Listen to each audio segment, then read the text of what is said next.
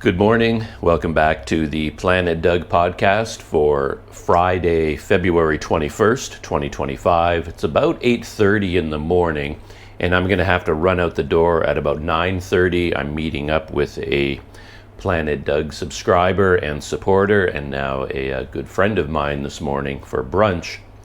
This is a man who long ago saved my neck because I was down in Port Dickson and my MacBook died. So I had no laptop, I had nothing to work with at all.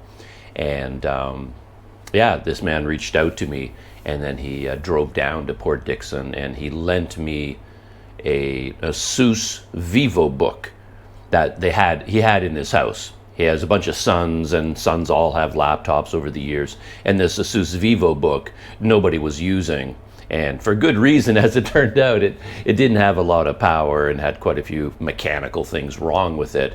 But it saved my neck at the time because it gave me something at least I could work on and type on and actually work on the Planet Doug Patreon, stuff like that. It couldn't edit video, do anything like that, but it got me up and running. And now that I have my Asus TUF A16 Advantage laptop, I'm returning the Asus VivoBook, and I'm meeting him for brunch this morning. And around 11 o'clock or 10:45 or something, and heading out to meet up with him. So I just have like an hour this morning over coffee. It's funny, when I said podcast, I did a little bit of a double take because someone asked me about that recently. Says, "Oh, you have a podcast. What's your podcast about?" And they were thinking, "Oh, it's going to be about a subject." Like, I think he suggested things like, well, he's come across podcasts by YouTubers before, and they're about making money on YouTube, like sort of a specific topic, or getting a work visa, digital nomad visa techniques in other countries, something like a real actual topic, because a podcast is supposed to be about something. Your podcast is about movies, your podcast is about politics, some sort of a topic. And then I had to say, well, to be honest, it's not really a podcast. A better name for it might be Doug's Video Journal, which is what I used to call it in the past. Something like that. So AKA Doug's Video Journal, or Morning Coffee with Doug. Because, as I've explained many times, I'm a big journal keeper, and most of my life, the first thing I do in the morning as soon as I wake up is have a cup of coffee and write in a notebook. That's what I did most of my life. Bic pen, spiral notebook, and I would write out my journal every morning. And then I started doing it on video instead. So basically, these are just my thoughts about everything, mainly about what's going on in my life. If I shot a real YouTube video yesterday, then in the morning I'll sit down and tell the behind-the-scenes story about shooting that video, which usually contains a lot more detail than was in the video. I'm shooting this with my GoPro, by the way, in case you're wondering about the video quality or the lighting and things like that. And I'm running it on USB-C power, no battery power, which I've learned is the way to do it. And I have a lavalier microphone here plugged directly into the GoPro. And that is the way you record a podcast. No batteries, no microphone with a battery that the battery dies in the middle of your podcast and you don't know the GoPro battery dies and you have to keep changing batteries. No, USB-C power, lavalier mic plugged directly into the GoPro, and then there can be no issues at all.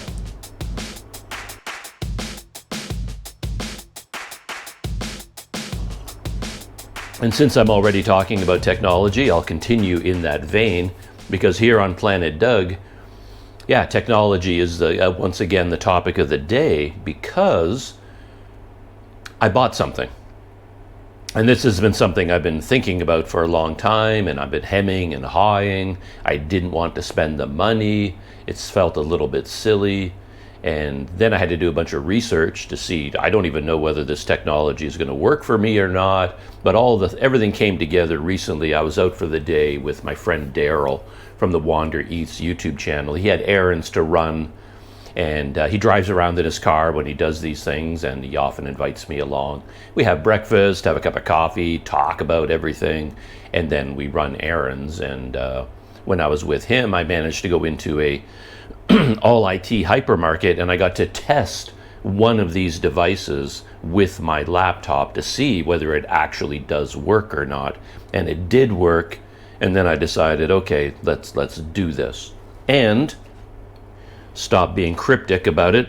This is what I bought. And this is basically a USB-C charger. And this goes all the way back to my new laptop, the Asus TUF A16, because it is a gaming laptop. And I have this laptop because gaming laptops have a lot of processing power for graphics, so they're very good for video editing. And the downside perhaps to a gaming laptop is that they tend to be a bit beefier, a bit heavier. They're more durable. They're designed to run for a long time. They produce a lot of heat, so they need a lot of fans and cooling systems to disperse the heat.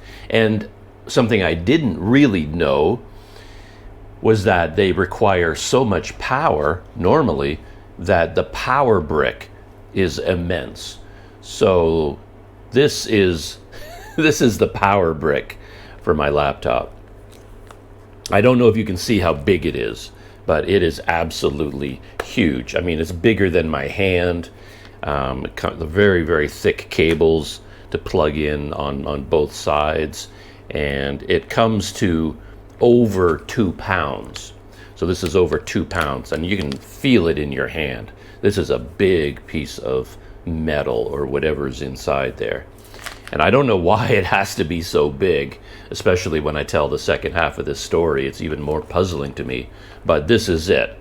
And to put this in context, Asus, they make this laptop that I have now. This is an Asus charger for an Asus laptop. I think Asus just announced this brand new sort of ultra portable high-end laptop, and that entire laptop weighs less than this. So the charger for my laptop weighs more than other complete entire laptops, just the charger. So it was a little bit of a problem. I noticed it in particular when I was in Sumatra, because I had this laptop and this charger in Sumatra, and then I was going to fly at one point, and then you have a carry-on bag. And of course I put my laptop into my carry-on bag, and then I thought, oh, while I'm at the airport, now that I have this amazing laptop, I can continue editing video in the airport. This is going to be amazing. And then I was going to put this into my carry-on bag so that I could plug in my laptop at the airport, as I see all these other high-powered people do. But then once I put the laptop and this and my batteries, because you can't put batteries into checked bags, that sort of thing, and my GoPro, which I need to bring with me, I was over the weight limit, because you can only carry 7 kilograms in your checked bag. And adding this to in your carry-on bag, and adding this to my carry-on bag, I couldn't bring it because it puts me over the 7 kilogram limit. It's just too heavy to carry around.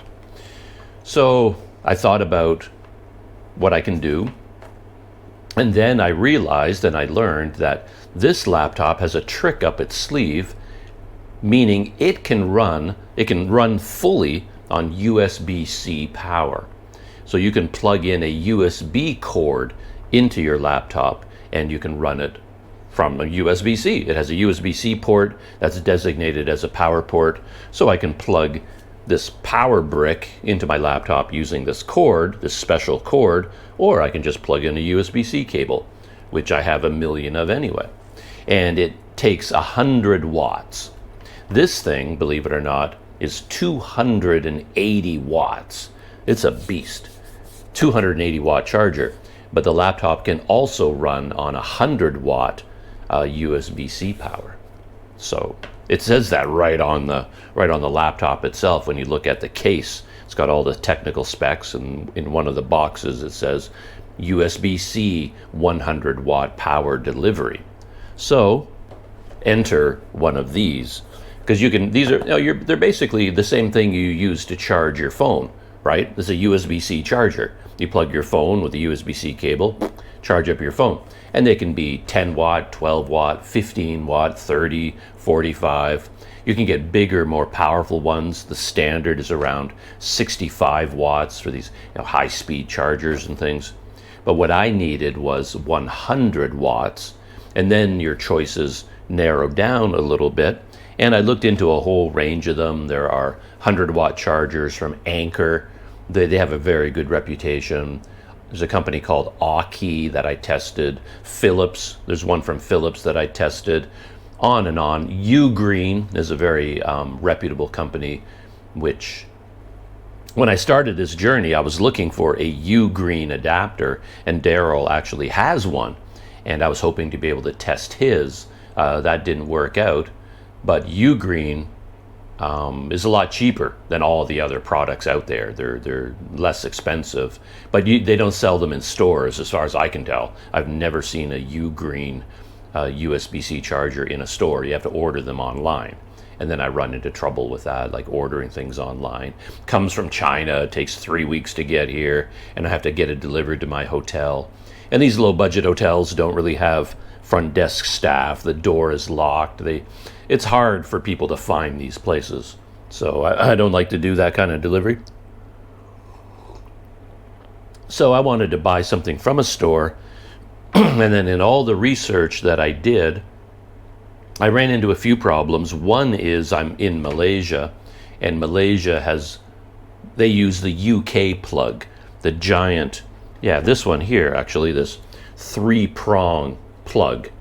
And that makes them very, very heavy, and they're awkward for me because I use the American style plug like this.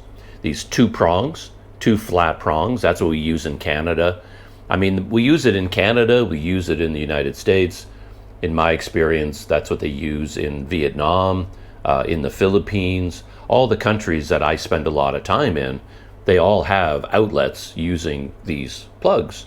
And so that all of my stuff uses these plugs. I have like a extension cord with a power bar. It takes this plug. So anything that I have with a UK style plug, it doesn't, I have to use an adapter for this. So what I end up doing is taking something like this and I put it on here. This one doesn't work for that, but something similar to this. So I put this adapter on here, and then I put this into the thing. But then if you've got something heavy on the top, it just falls over and unplugs. So these adapters don't work with these. You got to get anyway, it's a hassle.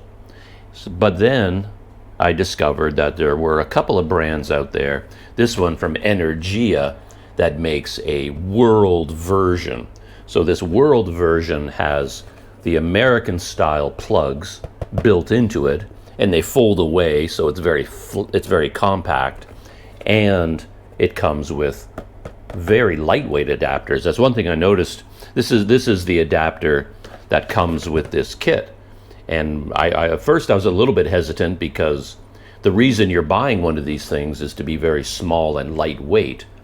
But now if you buy a very small and lightweight charger, and now you're adding all these adapters to it that can only be used with this. I can't use this with other devices. Now I'm adding more weight. And I thought, well, now you're just you're shooting yourself in the foot all over again. But it turns out this is really well designed. I'd never heard of this company, Energia. I guess it's a UK company. I think it's some sort of a startup that is into the environment. You can buy stock in an Energia company. Maybe that's a different company, I don't know. But I've seen the name Energia associated with this investment stock supporting companies that produce products that are better for the environment. But Energia, maybe it's the same company, I don't know. They make these, and from people I talk to, they make a high quality product. And as soon as I opened up the box, I got to look at it at the store. I figured that out because this adapter unit is not, they didn't just go out and get rubber, like the heaviest plastic they could find. This is very lightweight. There's almost no weight to it at all. And it comes with the UK adapter, and it comes with this 2-pin adapter. I guess that's a European style, commonly used around the world as well. And it has this one, which I think is Australia. Australia's often the odd one out when it comes to these things. It's some bizarre tilted 2-pronger, and I guess that's for Australia. But putting these 3 together adds no weight at all. And a drum roll, putting it next to my hand to make it look as small as possible. There it is. So there's my new USB-C charger. Here's the 2-prong plug. It's amazing. And here you can you can see the difference for yourself, and I can feel it in my hand. It's like this is something you take into your garage to do curls. I mean, it's a weight you could use for working out, and then this is, as you can see, far smaller and far lighter. It has just this simple little plug, very compact, and it has a major advantage over this in that all you can do with this is run your laptop. That's all it does. You plug it into your laptop and that's all you can do with it. It's a one-use device. But these USB chargers have ports. So this one in particular has a USB-A port and then 3 USB-C ports. So basically, this is all I need now. I can leave this behind. I don't need this because this runs my laptop just fine. And then all of my other adapters, all of my cords, like I have 3 smartphones at the moment, and then they all have chargers, like you have an adapter with a USB-C cable. And so you have all these different chargers for all your different devices. This can do it all. I don't need any of that other stuff anymore. I can use this to charge my laptop, my phones, my microphones, my GoPro batteries, everything. You can charge 4 devices at the same time. And then the way these things work, they have a very sophisticated circuit on the inside that divides up the power, because it's 100-watt total. And if I want to run my laptop, then I have to put a USB-C cord in the top one, and that gets 100 watts to my laptop. So if you're running the laptop, you can only run that. You can only do that one at a time. So you plug USB-C cable into here, and you need a better USB-C cable. You can't use the one that came with your smartphone because those can't deliver 100 watts. You have to buy a beefier USB-C cable that's rated for 100 watts. Otherwise, it just won't work. But then if I have something plugged in here, and then I plug something else into a second USB-C port, then the circuit knows it and it divides it up. It gets 65 watts here and 35 watts here. And then if you plug in 3 things, it divides up the power between the 3 ports. And if you plug in 4 things, it divides up the 100 watts but amongst the 4 ports. So you don't get 100 watts. It takes the 100 watts and then goes whatever, 35, 12, 12, whatever adds up to 100, it divides it up. And I didn't know anything about these things, but I guess they managed to make them so small because of a material called gallium nitride, which is what they use in the semiconductors, I guess. And gallium nitride doesn't produce nearly as much heat as silicon. So because it produces less heat, you can take the components and put them closer together. You can mush them together because there isn't much heat being produced. With other devices, the older style, using silicon, you had to make the device bigger with air inside and then dissipating the heat, things like that. And I guess gallium nitride also can handle much higher voltages, and it's more efficient in its delivery, which again produces less heat. So things get smaller and smaller and smaller. So in fact, when you look at the box, you see how lightweight the thing is. But when you take it out of the box, you do a bit of a double take. It's like, wow, I thought this thing was so light, because it actually feels a bit heavy in your hand. But that's a little bit of an illusion because it's so small, it's so packed with components. It's dense. It's very, very dense. It's like a hockey puck. Yeah. So, but anyway, there it is. And I guess I'm happy with it. I've only used it for a couple of days, and I was worried that going from 280 watts to 100 watts, I wouldn't get the full power out of my laptop anymore. But according to all my testing, nothing has changed, because I've been doing a lot of editing 4K video, and I know what that feels like. I can add on this Asus, it's such a powerful laptop, I can have 2 tracks of 4K video, 2 more tracks of audio, graphics, fusion graphics. I can just load that timeline up with full 4K video, 2 full 4K video tracks, and really just pack it in there, and it just cuts through it like hot butter through a knife. There's no lagging, there's no stuttering. To be honest, I end up taking this laptop for granted in a way, because I forget what it was like before. And I just take it for granted that, oh, well, here's my GoPro video, and I drag it onto the timeline, and I've got 2 cameras running at the same time. So, oh, here's my second GoPro video. They're all 4K. I drag it onto the timeline and I stack them up. Oh, I've got this audio from another source. I drag it. Oh, I just dump everything on the timeline, and then I'm editing it and it's playing, and I can look at it full screen, and it just works. And I start to take it for granted. And then I have to remind myself, oh yeah, every other device I've ever tried to edit video on, I couldn't even handle one. I couldn't shoot 4K video because it would just die. It would freeze up and explode. Smoke would start pouring out of it. Yeah. And then what I would have to do is shoot in 1080p, and then I'd have to use like a 240p proxy file because it couldn't even handle 1080p, and then I go down a quarter resolution, and then it would kind of edit. And then talk about exporting. I mean, it would take 14 hours to export a final video. Yeah, as long as 14 hours. And my Asus does the same thing.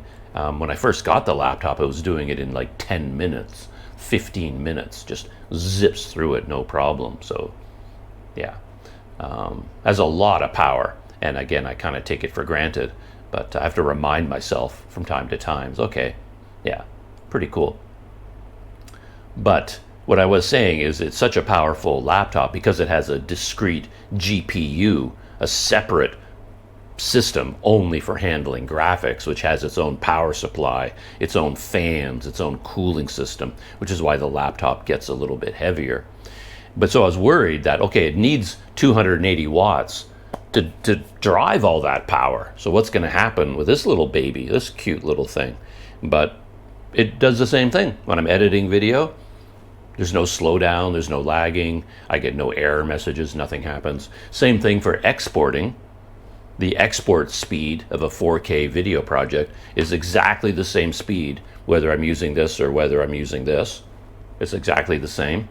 And I was worried that this would drain the battery, that even when I'm editing the video with this plugged in, it wouldn't deliver enough power to keep the battery charged.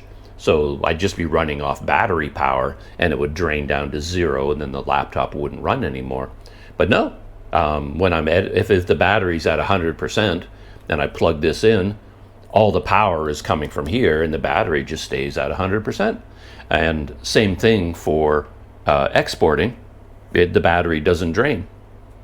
I did a test yesterday where I unplugged the laptop and I was working on it without any power plugged in, so I drained the battery down to 60%, so it was at 60% power, and then I plugged this in, and while I was working with this plugged in, the battery just charged up to 100%. So this little baby, delivering 100 watts power, it can run the laptop and has enough power left over to charge up the battery back up to 100%. So I'm honestly a little bit puzzled about that, because if this can run this laptop just fine, why do we need this? Like, why do they sell that laptop with this included when something this small and light can do the same job? There has to be an advantage to this. And my only guess is that this is for gamers, because it is a gaming laptop, and a gamer might, the gamers working at home at their desk in the room in the basement, the classic gamer's studio. And yeah, so that it doesn't matter that it's heavy. They plug it in once and it just stays there. They're not putting it in their knapsack and walking around a city for 3 hours. They're not getting in an airplane or a train carrying this thing around. It plugs in at their desk, and then it never moves. So that's one reason it can be so heavy. And I think they just play their video games for hour after hour, maybe 10 hours at a time in 24-hour periods. And then for that, maybe USB-C power is not appropriate. And maybe these modern computer games demand far more power than my video editing.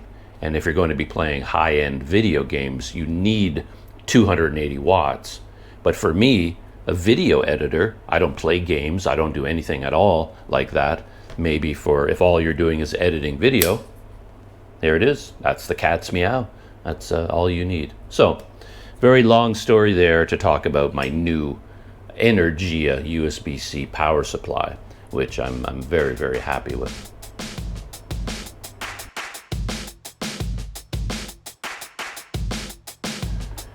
Just checking the time, and have half an hour left before I have to start getting ready to head out. So yeah, my other technology topic doesn't really have anything to do with me, at least not right now. There was a big to be honest, it was a small, minuscule camera announcement from Canon.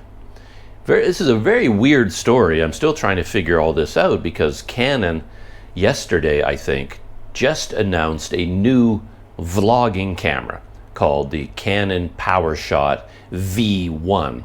A couple of years ago, they came out with the V10. You might remember that. It was a very odd little camera. They designed the camera to have the same form factor as a smartphone. So it was a video camera, a vlogging camera, but it was designed with this shape. And I applaud the effort. I applaud the innovation, doing something really different, trying something new. But they didn't get any of the specs right. It was not a popular camera. It didn't get a big market, I don't think. But that was their V10. And I guess the V, of course, stands for video or vlogging, something like that. So now, yeah, there have been rumors going around for months now about a Canon Powershot video vlogging camera, that they're going to be releasing a compact fixed lens camera. So it's not a full-size camera with interchangeable lenses. This is going to be a compact fixed lens, and it would compete with cameras like from Sony, the ZV-1 line, which is probably one of the most popular vlogging cameras, the ZV-1, which uses a 1-inch sensor, and it's quite a small and lightweight camera. And I've had my eye on that Sony ZV-1 ever since it came out. And then they came out with the ZV-1 Mark II, which made the lens wider and made a lot of other improvements to make it a better vlogging camera. They made it lighter as well, so it's easier to hold at the end of a selfie stick. But the Achilles heel for me of all the Sony products has been stabilization. The stabilization has never been good enough. It would be good enough if you're holding the camera, filming away from you, and you're just sort of hand-holding, shooting video. Yeah, that stabilization is designed for that. But if you're doing what I do, which is, taking a GoPro, putting it on a long stick in front of you, and then walking, you see the jitters. Like every time you take a step, the video shakes. And it just gets annoying, and it just doesn't really work. So the stabilization was never good enough on these Sony ZV-1s, particularly for the amount of money that, they're asking you for $800-900 for these things. It's a small, compact camera, so you're in my brain, I guess I'm still thinking in prices from 20, 30 years ago. And I look at that camera in the camera store and think, oh, I'd pay $300 for that camera. That's, for me, $300 is a lot of money. And I look at that camera and I think, oh, that's a $300 camera. I'll pick one of those up. But then I look at the price tag. It's like, oh, $900 with all the gizmos and other extra batteries you need. $1,100, like $1,000 US for a little compact. It's like, come on. If it's that expensive, it needs to be perfect. And that jittering stabilization just knocked it out of the running. So I never even thought about. Well, I thought about it, but I never did get one.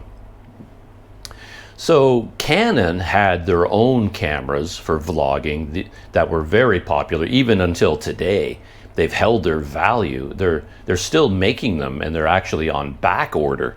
These are cameras that came out years and years ago. They're old cameras now, but they're still popular. This is the G7X series, which also used the 1-inch sensor.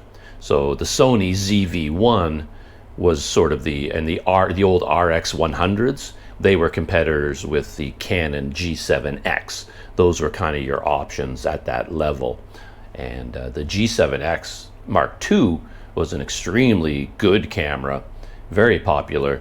Its main problem for me was it didn't have a microphone jack. So that knocked it out of the running. You could not plug in a Rode Wireless Go microphone. You couldn't plug in a lavalier mic. It had no mic jack. So it was almost the perfect camera, but it didn't have a microphone jack. And it used contrast detect autofocus, which is not reliable in video mode. Oddly enough, the Canon G7X Mark II worked pretty well from what I saw. If it had a microphone jack, I would have bought one years and years ago because I think it was good enough. And maybe my life would have been a very happy one. But no microphone jack, can't do it. And then Canon came out with the G7X Mark III, and they finally added a microphone jack. And I think they made the lens a little bit wider, but don't quote me on that. But it was the microphone jack was the key addition for me, and I was very excited about that. But back then, as far as I could tell, they screwed up the autofocus.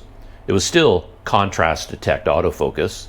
They didn't upgrade to phase detect, which I think was the biggest mistake Canon ever made. All these kind of Olympus, Panasonic, the fact that they stuck with contrast detect autofocus for a decade after it should have been phased out is like the biggest mistake those camera companies made, in my opinion. But anyway, they stayed with contrast detect autofocus, and the Mark III was worse than the Mark II. I mean, the Mark II had its issues, but it was just good enough, I think.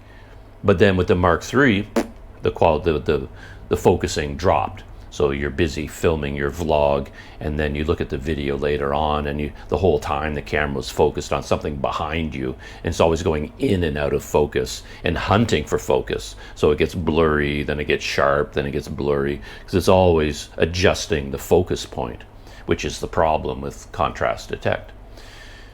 Enter the brand new Canon Powershot V1. In my mind, it's sort of the successor to the G7X Mark III. So it's kind of, in my mind, we've all been waiting for the G7X Mark IV, which all they needed to do was add phase detect. That was the only thing missing. Otherwise, it was a perfect camera. Microphone jack, small, lightweight, beautiful build quality, nice image quality on a 1-inch sensor. All they needed to do was add phase detect autofocus on the Mark IV. Would have sold like billions of copies. I don't know how these companies don't understand that. Like, why are all of us YouTubers using GoPros and DJI action cameras and Pocket 3s? There's reasons for that, why we're all using these. Look at that thing. This is what we need from a real camera manufacturer, and I'll talk about that in a minute. But they just never figured it out.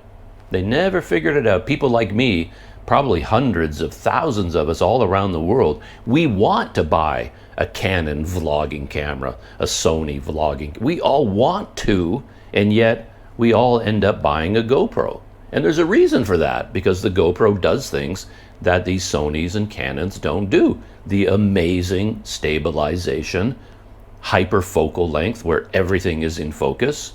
I mean, it is a dedicated video camera, and that's what we need from these big camera companies. But the main mistake they make, in my opinion, is that they insist on making their cameras photography cameras. They're designed to take pictures, and then they sort of Frankenstein them so that they can also shoot video. And the key thing about a GoPro, about action cameras, the DJI Action, they were built from the ground up to shoot video. That's all they do. And they committed to that idea, and it's the wise idea. And because they made that one decision, let's make a pure video camera, they can design it in ways that appeal to videographers. And sure, the GoPro can take pictures. I can go into picture mode and take pictures, but I never do. Never, ever, ever take a picture with this because it is my video camera. As a YouTuber, I shoot video with my GoPro. I take pictures with my smartphone. So why Sony, Canon continue to announce the new amazing vlogging camera, and it looks exactly like every picture camera, every photography camera you've ever seen in history, with the exact same grip, the same buttons, the same dials, and then way off on the left there's this tiny little red button, and the red button means that's the video button. And they say, oh, that's why it's a video camera, it's got that little button over there. The thing is that on the GoPro, it only has one button. You push the button, it records video. That's what it does. The big button records video. Press it again, it stops recording video. That's all we need. And camera companies, they still give you a shutter button for taking pictures. The main button is for taking pictures.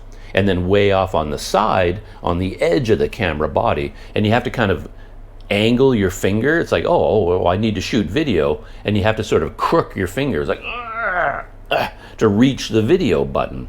And then my advice for Sony, for Canon, for Olympus, for Panasonic, for years and years has always been, get rid of all the photography components, everything.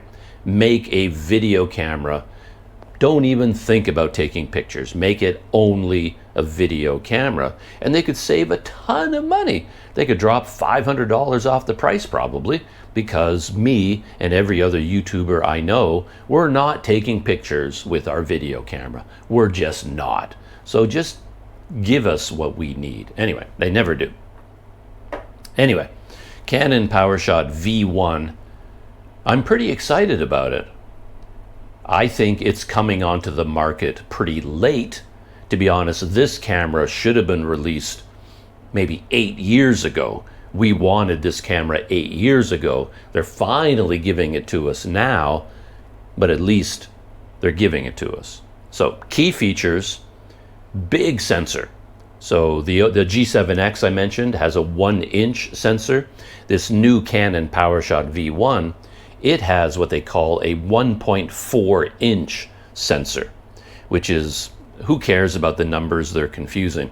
But it's basically the same size as a micro four thirds. And when you look at the surface area, that's twice as big as a 1-inch sensor. It's not as big as APS-C, obviously not as big as full frame, but we're talking about a micro four thirds sensor in their vlogging camera, which is amazing. So that's the number one thing they did. So it's a vlogging camera with a micro four thirds similar sized sensor. The lens is a fixed lens, but it's in terms of like full frame equivalent, 16 to 50.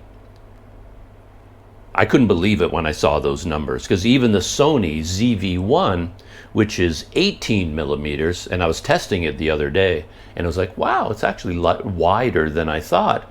And now this one is 16 millimeters. Finally, a camera company listened to me. I've been howling in the darkness for 5 years now, ever since I've been shooting video, about I need a lens that is wide. Vloggers need a wide lens. Like, call us a doofus if we want, call us ridiculous people, but we often turn the camera around and film ourselves. Like we're holding the camera in our hand and we're filming ourselves. And to do that, the lens has to be wide. Otherwise, all you get is like our head fills the screen. That's what vloggers do. Sure, we're filming the world around us, but we are also filming ourselves talking. So the lens has to be wide. It's so obvious to me. I don't know why camera companies haven't figured this out. Only GoPro figured it out. They did it first. Wide lens. And that's one of the reasons why all vloggers use action cameras, because they're super wide. And I get so annoyed when I talk about this stuff. But if you look at all the vlogging cameras that have come out over the last few years, all of them start at 24 millimeters. That's the standard. I mean, ages ago for photography, they figured out that a good wide angle that they can engineer, because the optics are very, very complicated with these things. They thought if they needed to make a zoom lens for photographers, considering the cost, the engineering, the optics, everything, distance from the focal plane on the sensor, 24 millimeters was the sweet spot. And lens after lens after lens, camera after camera after camera, they release them and they say, here you are, you YouTubers, you vloggers, stop complaining. We finally made the perfect vlogging camera for you. Are you happy now?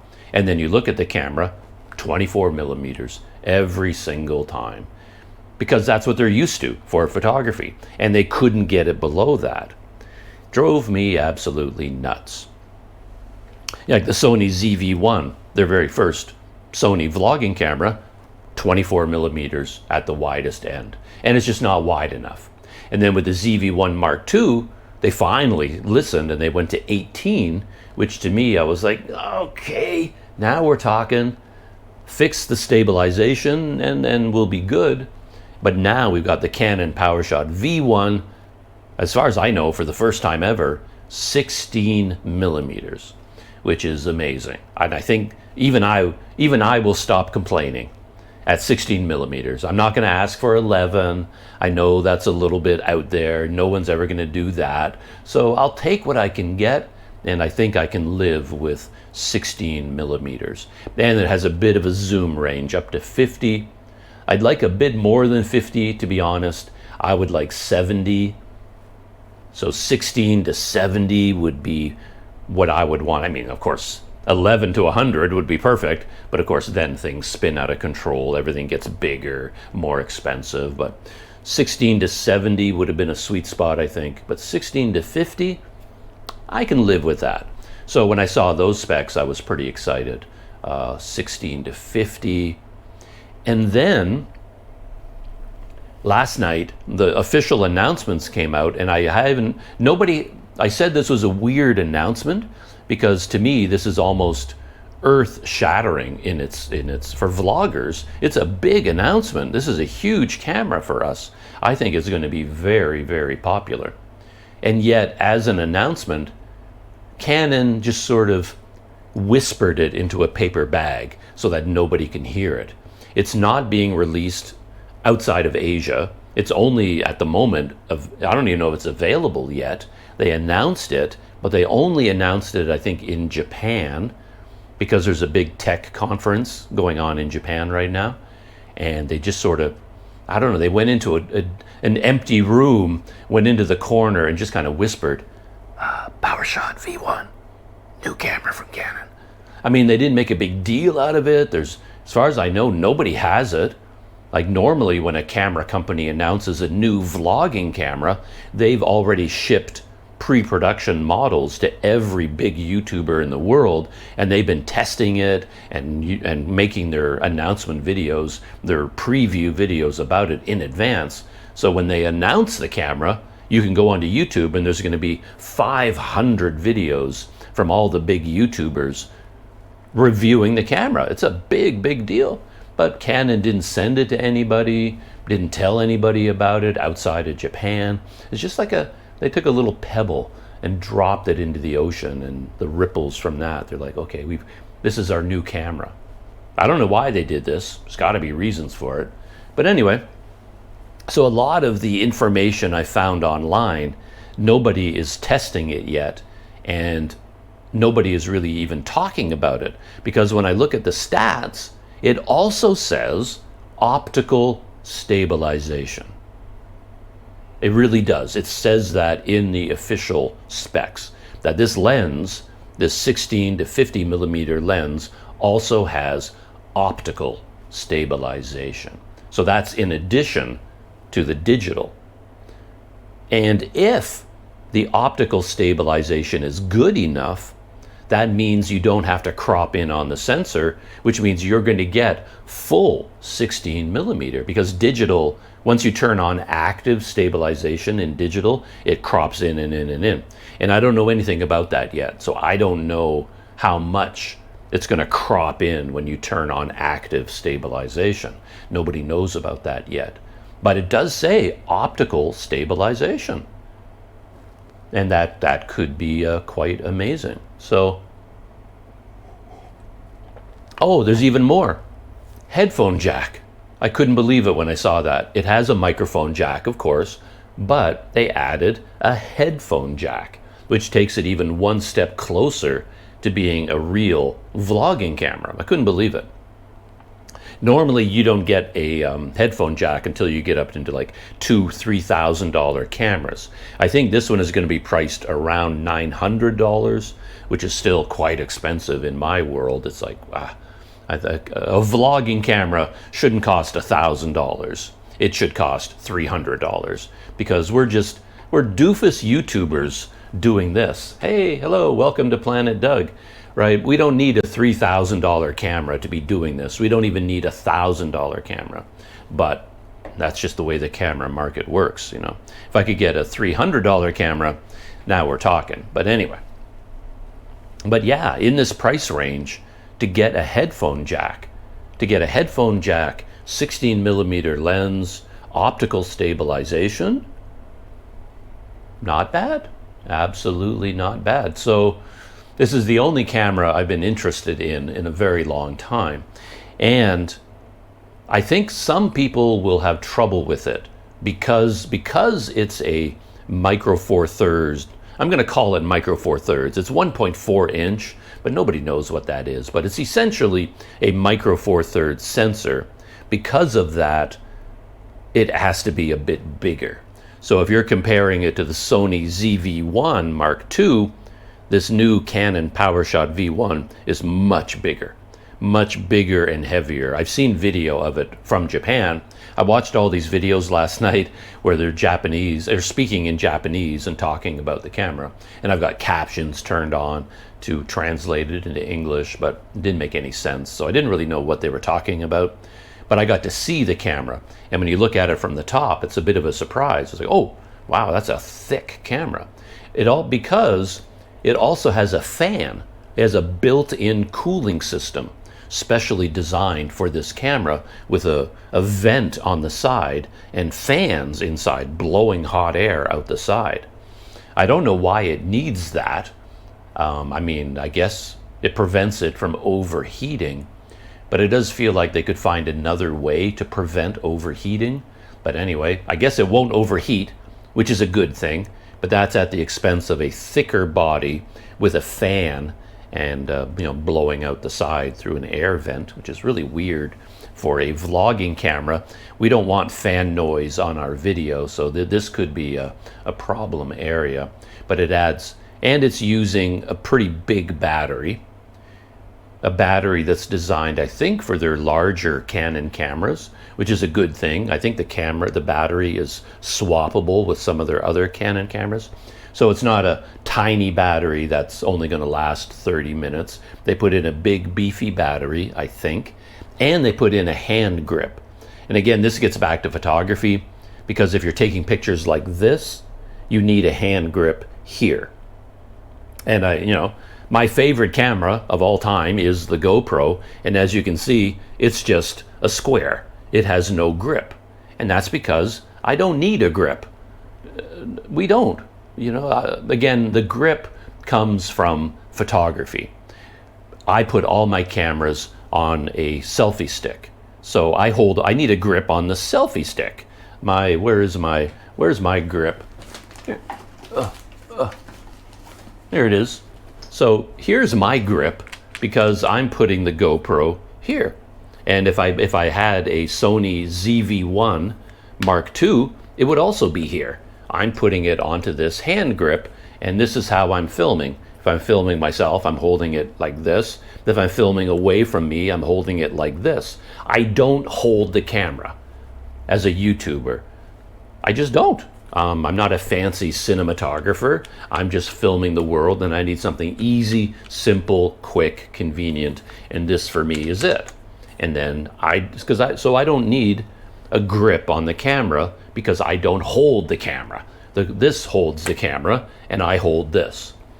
But again, camera manufacturers, they still insist on giving us a photography first camera with a big grip on it, because they think we're taking pictures like this, which again is kind of ridiculous because this camera, to keep it smaller, lighter, and cheaper, it has no viewfinder.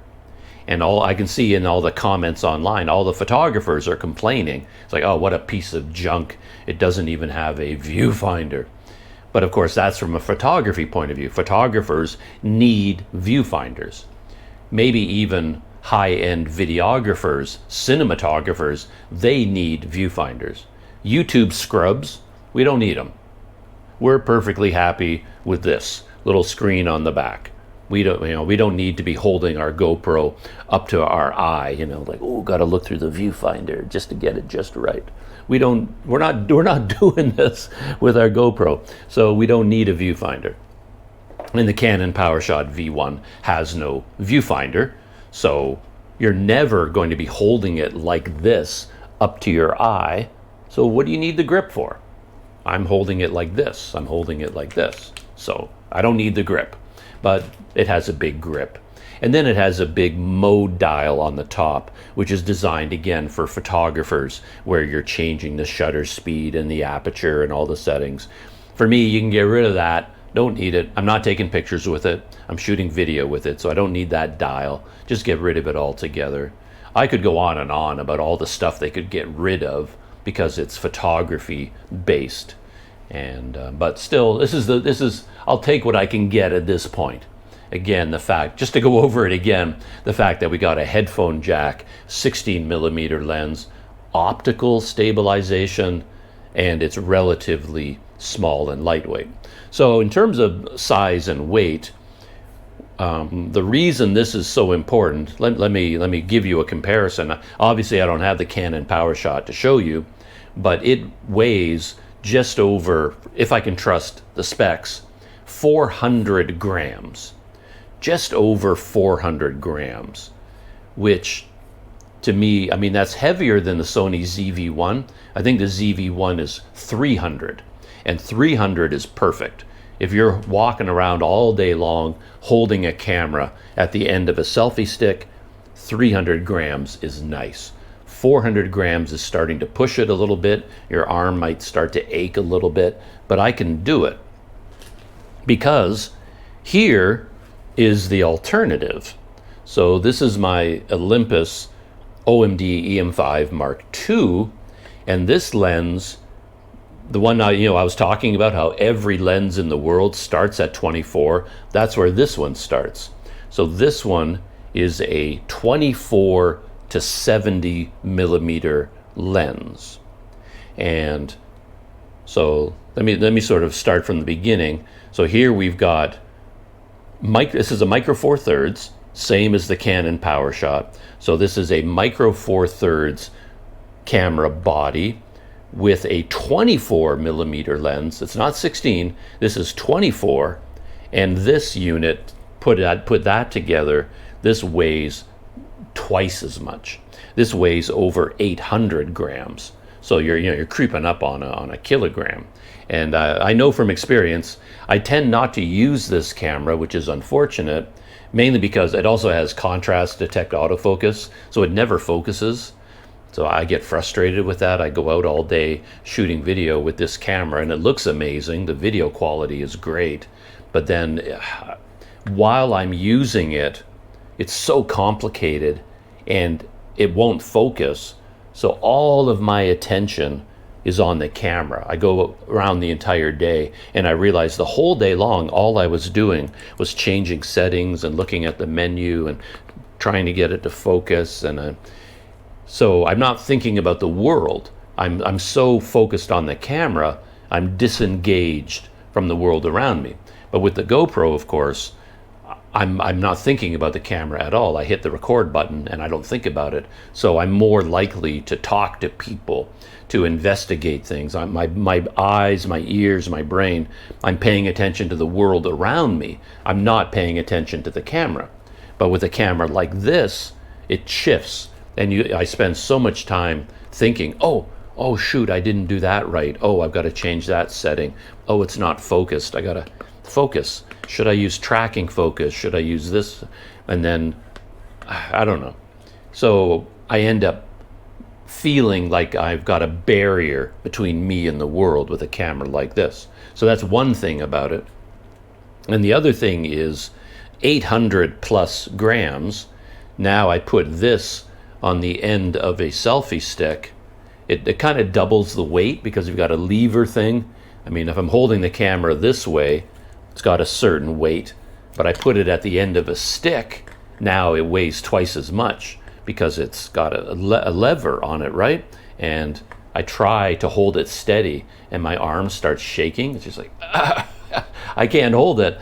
I'm not muscle bound. I haven't got the Arnold Schwarzenegger arms, so I can't hold this out there and keep it steady. And then I can't walk around with it like that. And then mounting it on a tripod or something, you need bigger and bigger and heavier, because even putting it on here, I mean, this camera is so heavy with this lens, I can't really put it on here. It's just not strong enough, and you got to get a heavier grip, a heavier tripod. And anyway, this is the alternative, is what I'm saying. This is what the Canon Powershot V1 is replacing. Half the weight and then half the size, because the lens it's a collapsible lens. This, of course, is interchangeable, and then when you zoom out, I mean, it gets huge. So you're not comparing the Canon Powershot V1 you're not really comparing it to the Sony ZV-1 Mark II, because they're different sensor sizes, they're in different classes. This is what you're comparing it to. And from my point of view, it's a big, big improvement. So, yeah. Camera announcement from Canon. And hopefully somebody out there is going to get their hands on it and can actually test the optical stabilization. That's the key thing. Everything else, I'm fine with the size. I'm fine with the weight. 16 millimeter headphone jack. I'm pretty sure the video quality is going to be good. The focus, I think I talked about that. It has phase detect autofocus. Thank you very much. Finally. And it has like all the fancy stuff that comes with that. Eye detect. It even has animal eye detect. So if you're filming your pet, it locks onto your dog's eye and then keeps the focus based on the eye. And it has product showcase. So if you turn on product showcase, I'm talking about a GoPro, I can have the camera focused on me, then I hold up my GoPro and it focuses on the GoPro, then back on me, then back on the GoPro. It has that feature. It has all the bells and whistles that we come to expect these days from a vlogging camera. And the only thing, and I think all of that is going to work fine. I have perfect confidence in Canon's phase detect autofocus, their video quality with a micro four thirds lens with a sensor, audio quality, all that I think is going to be fine. Build quality looks good. The only missing piece of the puzzle is the stabilization. And what does optical stabilization mean? does it really have it? I'd be amazed if it does, but that's what it says. And then when you use it, can you use it by itself? And if not, how much digital do you need to add on top of the optical? And then how much does it crop in? Because if you give me a 16 millimeter lens, I'm happy, but when you turn on stabilization and then it goes to 24 millimeters again, which it probably will, then I'm unhappy again. And I've been unhappy with cameras ever since I started shooting YouTube videos. So, whoa, I've been talking for too long about this camera. I gotta go. I gotta get packed up, head out to meet this friend of mine. And then maybe this afternoon, when I come back, I can continue and pick up with the rest of the Planet Doug podcast. Anyway, time for brunch.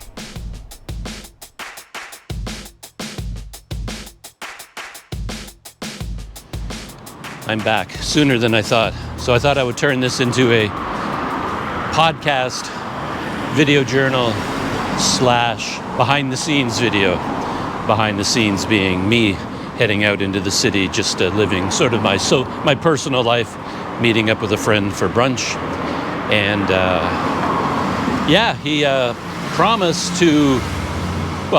he he suggested going to a place that he knows about or he heard about that is supposed to make very good steamed fish. And I don't know where we're going. All I know is where we're meeting. We're meeting at a specific LRT station. And there might be a small adventure connected with this LRT station, because I know exactly how to get there, where to go, what to do. But then when I was checking on Google Maps yesterday, and just for fun, I'm asking Google for directions to this station, it couldn't get me there. It's right on this line out of Masjid Jamak. I should be able to hop on the Sri Petaling Ampang line and just go there. But it keeps stopping at a certain station, and then it indicates, well, you got to take this bus, and then this bus, and then this bus. The route doesn't continue all the way to this LRT station. And then when I ask it for directions from here, it tells me to get on a bus and then go from a bus to Ampang station, and then somehow from there get to this LRT station. So it was basically telling me that the LRT line is broken, that there's some sort of a gap in it, and I can't. Anyway, hopefully Google is wrong, because I haven't heard anything about a problem with the line. So I'm just going to hop onto the LRT and see if I can get there as I normally would. Pandan Indah is where we're going. Pandan Indah station. And it's not that far away. And I'm leaving quite early, just because I always do, but also I have a feeling maybe something's going to go wrong, and maybe I can't get there by LRT right now for some reason, but we'll find out. But anyway, that's behind the scenes what is going on. Here I am back in my normal neighborhood, and this is the Masjid Jamak station. I have to stop for a second. I think, I have to enter on this side and take get up on the platform to go in that direction towards Pudu. All right, diving into the LRT, MRT. Power of the touch and go. Touch and go is getting low. Gonna have to charge it up soon. So I think this is my train. Yeah. Going to Ampang station. And I just noticed that I think the Canada-USA game is happening right now. It's a championship game in the Four Nations face-off, Canada versus US. And it looks like it's happening right now. I can watch it on YouTube.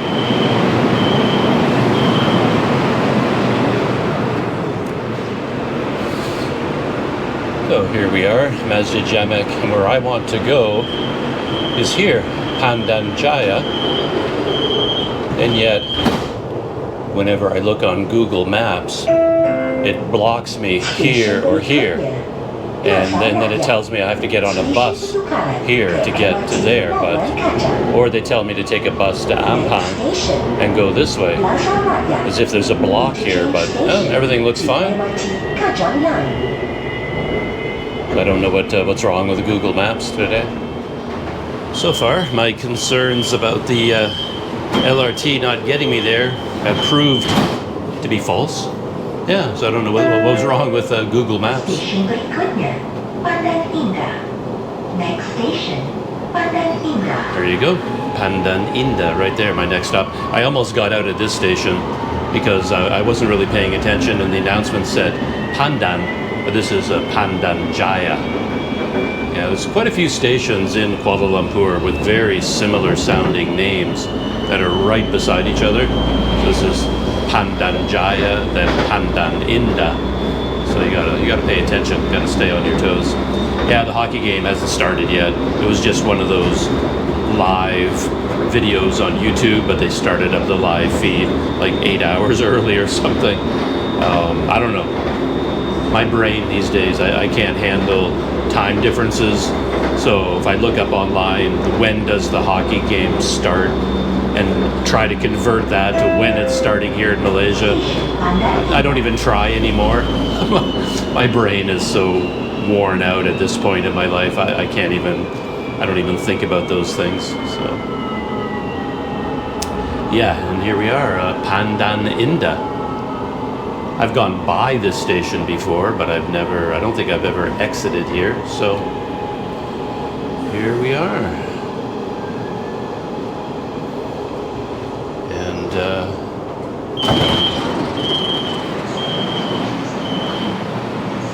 I don't know anything about this neighborhood. I do get a sense that we're on the edges of Kuala Lumpur, so perhaps in the other direction, because here we're looking back towards downtown, but I think if we turn around when the train is gone, or if we can see, yeah, just over there you can start to see some hills. So we're right on the edge of KL, and then there are some hills that head off in that direction. And I don't know if my friend is coming by LRT or by car. All of his messages were a little bit confusing. I couldn't quite figure out what he was saying at any one point. So hopefully I'm at the right place at the right time, and my assumption that we're going out for brunch is correct. I could be completely wrong about all of that. Pretty quiet station, but to my surprise, they actually have a 7-Eleven here, which is nice, and a couple of vending machines on the outside. And there's even an outdoor bathroom. Normally these stations don't have anything on the outside. They have bathrooms, but you have to pay to go into the station platform area, and that's where the bathrooms are. They don't make them public. But here they have one on the outside, which is kind of cool. And there's even a little tunnel for bicycles and pedestrians to go from one side of the station to the other, which is kind of rare too. Yeah. Seems like a very small thing, but to be honest, it's very unusual to see that, where you can just walk from one side to the other on the ground level. Yeah, I just checked online, and the hockey game is ongoing. The USA versus Canada for the championship of the Four Nations face-off. This Four Nations face-off seems to have captured the imagination of at least hockey fans around the world. I haven't really followed hockey or any other sports for a very long time. But my understanding is normally they have what they call an all-star games, where all the best players from the NHL form all-star teams and they play each other, and that's the normal thing. But this year they're doing something different, where they took all the best players and divided them up by the country they're from. So you end up with a tournament where countries, it's like a World Cup of hockey, Finland, Sweden, United States, and Canada. Yeah, I don't know why you're not seeing a Russian team. I'm assuming there's lots of Russian players in the NHL. I don't know how it all came together. But anyway, because it's nation against nation, it seems to be much more popular. People are much more interested in it. People seem to have become tired of the All-Star games because the players didn't take them seriously. They were just goofing around or something like that. That's what I read. But now, because they're playing for their country, they're taking it more seriously, and it's a real athletic competition. So yeah. And they're in the middle of the second period right now, and it's tied 1-1. And so, a friend of mine just sent me a message on Patreon, which is quite amusing, where I guess Donald Trump, through his White House secretary, commented on the game and said that the USA will definitely win, and then Canada will become the 51st state. So Canada's existence as a nation, as a separate country, appears to be on the line tonight with this hockey game. It's pretty funny. But yeah, here's the LRT station right here, and I'm waiting for my friend to show up. I have very bad luck with these machines in general, but I thought I would take a chance. I'm feeling in the mood for a cold Wanda, a Wanda coffee, maybe the extra espresso milk coffee drink for 3 ringgit. So we're gonna see whether the machine will take my money, whether it will give me a drink, and most importantly, whether it will be cold. So let's do this little experiment. But yeah, this one seems to be sponsored mainly by Wanda. They have a latte, original, and mocha. So what have we got here? So there's latte. I think I might just go for it. It's got milk, so it should be fine. Let's see what happens here. I find they often just won't accept my bills. They're brand new, they're in perfect condition, and yet they won't accept them. One. I think it has something to do with moisture. They get damp or something, and then, see that? Perfectly fine bill, but it doesn't want it. Let's try another one. Took that one. And let's try this one. There we go. Just didn't like it the first time. So all these ones are lit up, so they actually are fully stocked. I never even looked, actually. I should have looked, because that's the other problem. Quite often the drink I want, it is empty. So which one? Mocha, espresso, or latte? Let's go espresso. Okay. So far so good. And it is cold. Luck is with me today. So maybe that means Canada will have luck in the hockey game. Today being a lucky day. Yeah, it's ice cold, which is nice. I made a bit of a mistake. I gave it a really good shake, and then when I popped the lid, it sprayed a little bit. But I knew it was going to, so I held it far away from me, and then I didn't get soaked in coffee.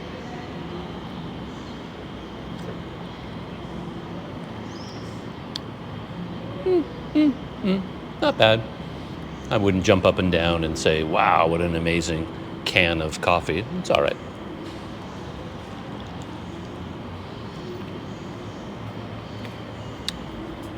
It's going down nicely, though.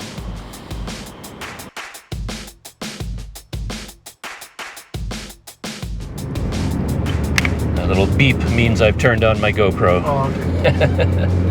So my host has showed up, and we're on the road, and I don't really know where we're going. He mentioned steamed fish came up at one point, so we're going to look for that.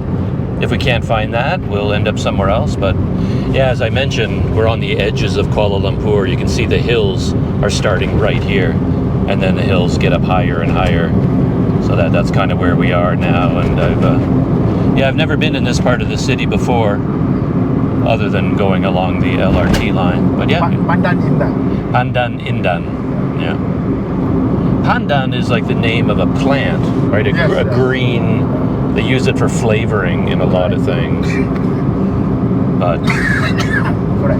do you know if that's where the name came from? No.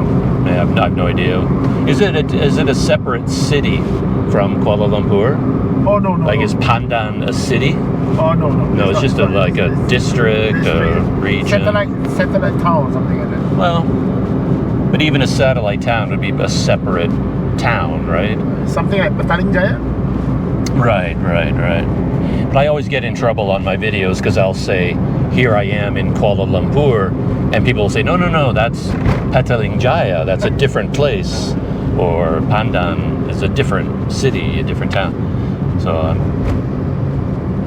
yeah. Anyway, so we're on our way. So we've arrived. I wasn't really paying attention to Google Maps, so I'm not quite sure where we went. We're sort of on the way to Ampang, and the place that my friend was looking for was open. This is it, Restaurant 988, but I guess they do more than steamed fish. I see, like there's a stall there for it's like a hawker center, basically. And we're still kind of on the outskirts of the metropolitan area. You can just start to see the high hills over there, and they get higher and higher. But yeah, the hawker center, and they have music playing on the inside, so I don't know how much filming I can do on the inside. But there it is, Restaurant 988. They often choose the address number as the name of their restaurant, so they're probably, this is like 988 on whatever this street is. But yeah, look at this, Vietnamese food. Looks like we've got a banh mi right there, and pho and different things. And then let's just go for a walk through before I meet up with my friend, and you can see all the different places. Okay, pork noodles, Chinese dumpling noodles, wonton mee, curry dried shrimp, chi chong fun. Yeah, even I'm not a foodie, but a lot of these names are familiar to me. Oh, this looks like a great place. Again, if I lived in this neighborhood, I would be here every single day. Yeah, there's a whole back area too. Look at good prices. Sizzling noodle rice. Wow, look at all the seating back here. Nice. Oh, and there's a bar here too. Guinness. Very interesting place. I'm leaving food selection up to my host. They're over there. I think they're at the steamed fish place. That's why we came here. I didn't realize it was a hawker center where you could get so many other things. But yeah, apparently. Lots of food. Ipoh chicken, kway teow, one of my favorites, kway teow. All right. So once we're settled, and I'll show you what's going on in terms of the food. Dishes have started to arrive. There's 3 dishes in total coming, you said? Yes. 3? Yes, 3. And the first one, what is this one here? We call it ota. Say that again? Ota. Okay. This ota thing originated from Muar. Most of the Malaysians will know that. Okay. Is it fish? Fish. It is made from fish. Okay. It looks like a cream sauce. That is egg. Egg? Okay. Egg sauce. Okay. Cool. There we go. And rice, of course. Rice and cream sauce. The fish. So I just took some of this. I don't remember the name of it, of course. My host tells me that everyone in Malaysia will know this dish anyway. And yeah, the egg is almost like a custard. So it's actually kind of a thick. I'm going to taste the custard on its own. Very nice, very smooth.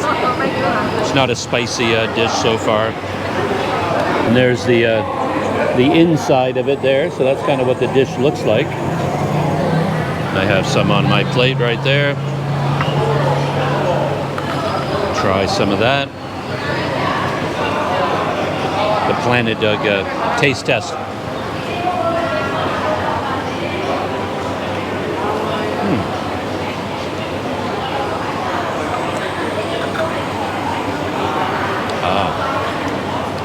I guess, yeah, it's fish-based, but if I ate that on its own, and you didn't tell me it was fish, I wouldn't guess. I wouldn't know what it was, but nice spicy flavor. And look at this, a banquet is showing up. So you weren't kidding, fish, steamed fish. Wow. And then sort of a shrimp vegetable dish over there.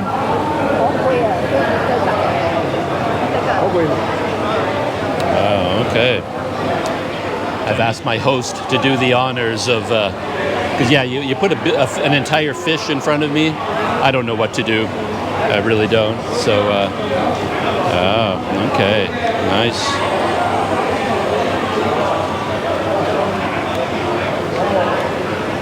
Do you know the name of the type of fish by any chance? Like what kind of fish is it? In Chinese. Yeah? Not in English. And in Chinese it's called?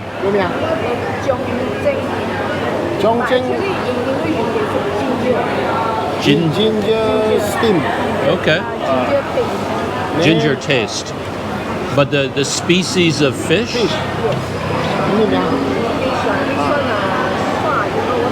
Yeah. You did mention from there already.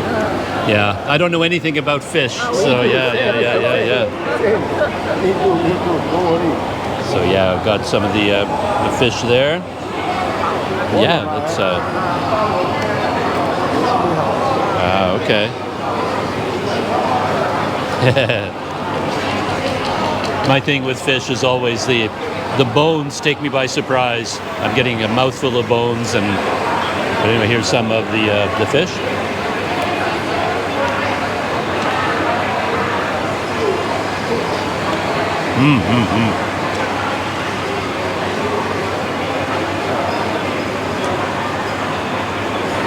Very nice. Very tender, of course. And it has this kind of a sauce on top. It's not a sauce, I'm not sure what it is, but I'm sure it has some sort of a flavor.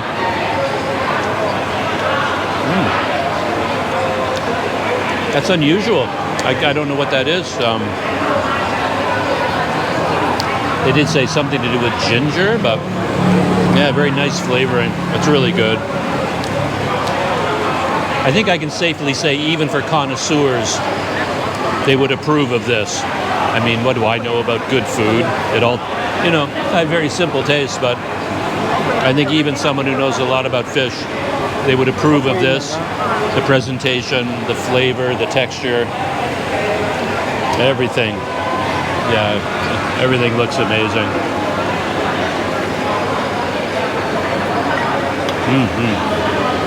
And here's the environment around me, the Hawker Center. As I mentioned, there's even a bar here behind us. Yeah, it looks like a great neighborhood place. Looking at some of the men here, you can tell they just come here, hang out all day, have tea, enjoy time with their friends. So I'm going to set the GoPro aside and dive into my lunch, my brunch. Lunch was over. The feast, that was really good. I feel so much better. I didn't have breakfast this morning, of course, just had a cup of coffee. And then brunch here. That meal was amazing. It was so good. Of course, no expert on steamed fish or shrimp or that other dish we had. But yeah, I liked everything that we had. And I just noticed while we left from the table, I checked online, and the hockey game, USA-Canada, was just ending. Thank you very much. Yeah, it was very good. Very, very good. Yeah, I think this is where we got oh yeah, there it is. This is what we had.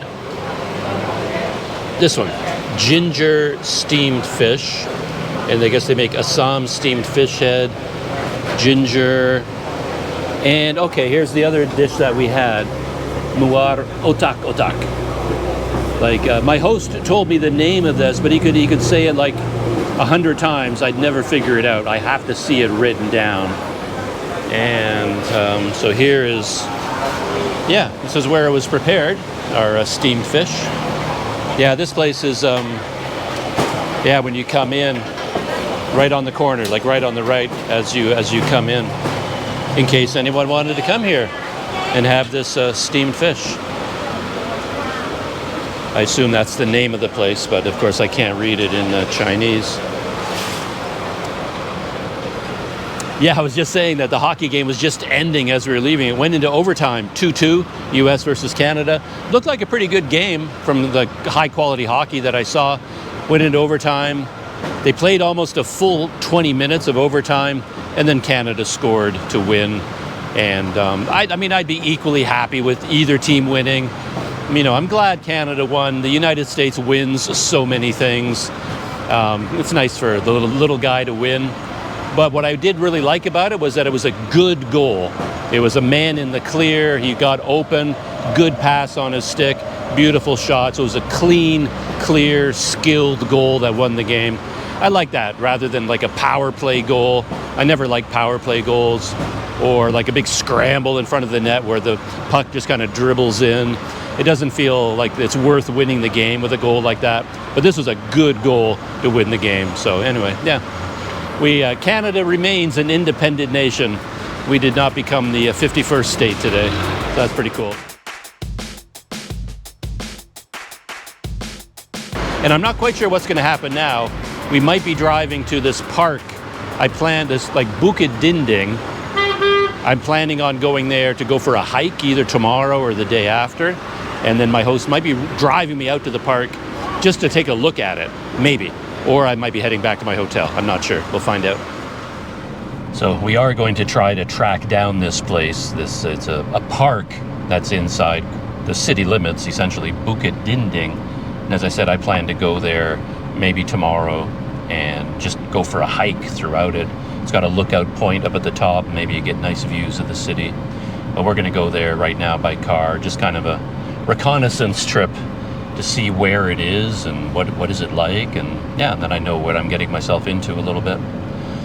So we're gonna have to navigate these streets to get there. Bukit Dinding hiking trail. I was just talking about apartment complexes like this one. I always find them so interesting. You see so much of the laundry out on the balcony. You really get a sense of people living inside there. Yeah, older building. Yeah, this hiking park isn't that far away, but we are stuck at traffic lights a little bit. So, a little bit of a slow journey because of the traffic. So we're out of the residential streets and up onto a highway. So highway, SUK. SUK? Suk.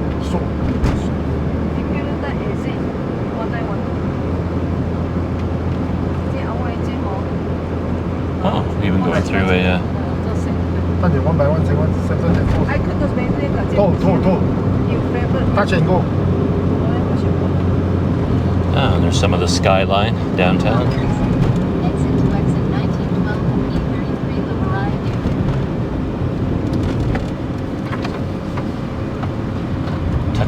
Touch and go. There we go. 1912, huh? Exit 1912, huh? Yes, Okay. You really have to know your way around these highways, and my host, he knows these roads. Not that well. Well, you're always out driving around like this, right? So yeah. And we have a navigator in the back seat, making sure we're staying on track. We are looking for 1912.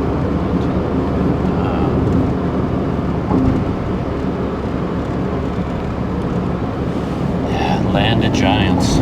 All those apartment complexes.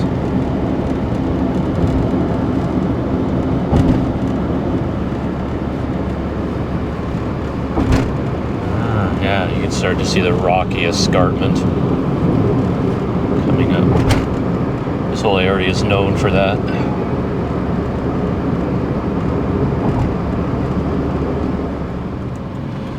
Kind of a miracle we got this far so smoothly, but everything worked. There were a couple of points where we could have gone 3306C, 3306B, Yeah. 3306, and you chose the right one, so we're on track. And here we're turning right, and then Bukit Dinding should be just off there. More apartment complexes. Yeah, now we're really getting into those hills on the edges of the city that I was talking about. It's a big escarpment here. I think it's even called the Titiwangsa Escarpment or something like that. You can see all the tall hills each fading into the background. Yeah, it's part of this. I think this leads to Batu Caves. This sort of rocky escarpment. Turn right. Then turn left on Jalan 1/27C.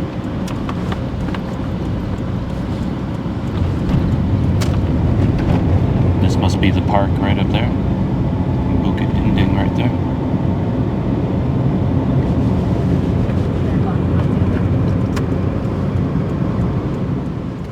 So we're at one entrance to the hiking trails, and I think like on the other side there's a road entrance, but we happened to drive by this map, and this is what I saw online, and they have a whole bunch of different hiking trails, and we are right here.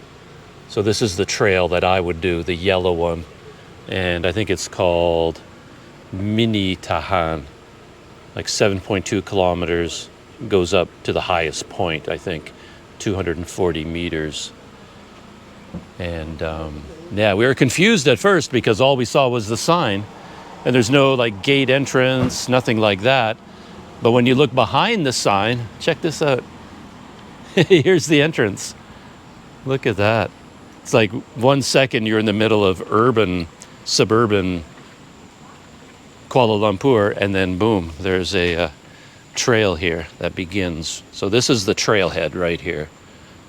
And yeah, it's no joke. From what I read online, you don't do this casually. You're in here hiking. So here it is, the Mini Tahan Trail. And you can see it's quite rough. It's not a paved pathway. And there are areas in there where there's like a cliff, and then you have to climb up the cliff using ropes. So here's the Mini Tahan Trail. Oh, and the Kazumi Trail starts over here. Here's the Kazumi. I like that name too. And it looks like there's a lot of color coding here. Orange arrows, blue ribbons. It sort of feels like we've left the city behind. Look at this. I've only gone in like 20 meters and I'm in the middle of a jungle. Yeah, this looks quite interesting. So I think I will try to come back here with my GoPro and have a little bit of a Planet Doug adventure. So yeah, this is what I want to explore next here in Kuala Lumpur. If the weather's nice, I'll come out here tomorrow morning. Something like that. But yeah, here we are. The Kazumi Trail and the Mini Tahan Trail. Very exciting. There's probably monkeys all through here too. All right.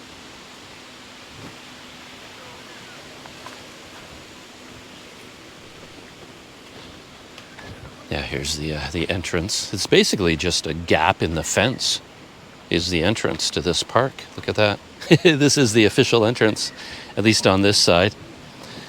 Though I think on the other side, as I said, I think there's a bigger entrance. Oh, look at this. Maybe people left behind shoes, or oh yeah, they wore them out. I guess if your shoes are completely, look at that. Monuments to fallen hikers, maybe. So I'm at the LRT station. We tried to find the place. They use Waze. People tell me Waze is better for Malaysia than Google Maps or anything like that. So for turn-by-turn directions, but we missed one of the turns. And once you miss a turn in this area, I mean, check that out. There's these huge apartment complexes, this highway system, all those buildings. Look at these going up here. My mind really cannot grasp this. the way KL is growing. You'd think, well, there's got to be enough apartment buildings here, right? Look at them all. And no, they're building more over there. They're building more over there. I saw some more over there. It's incredible. You can hear my train going by right now. But anyway, we missed the turning to come here, and then we had to do this big, long, circuitous route with U-turns and things to get us back here again, and we're back. But anyway, heading into the LRT, and I should be back in my neighborhood shortly. It's not that far away. Feels far away when you drive sometimes, but as the crow flies and as the MRT runs, it's really not that far. Wow. Look at this. Yeah, just can't get over it sometimes. All of these buildings. Yeah. And my host is familiar with this area. Like 15, 20 years ago, his children went to school around here. He said this was all kampong. This was all farming, small village, kampong area. And now it's fully developed a mega city. It's crazy. But anyway, gonna pop into the LRT and head home. So yeah, here's how it breaks down. We're here, Sri Rampai, and I have to go to Masjid Jamek. So yeah, straight shot to get to Masjid Jamek. 1, 2, 3, 4, 5, 6, 7, 8. Yeah, 9 stops. No problem at all. I think it has the full map on the other side here. Yeah, we're up here heading towards Gombak. And now we're just turning around and heading back Masjid Jamek. So if I do go for a hike at this park, that's all I have to do.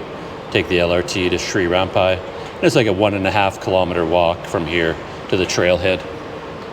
So yeah, it's nice to get all that figured out.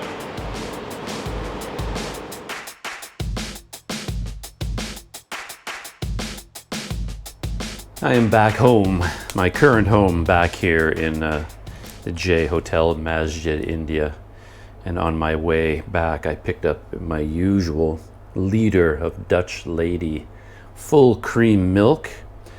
Just trying to get it open. All the ones I've been getting recently have like a screw top, which I really like. And then they suddenly switched to these with sort of an aluminum tab. And I have like maybe 50-50 chances of pulling out this without tearing it. And there we go. There we go. Whew, man, yeah, I am thirsty.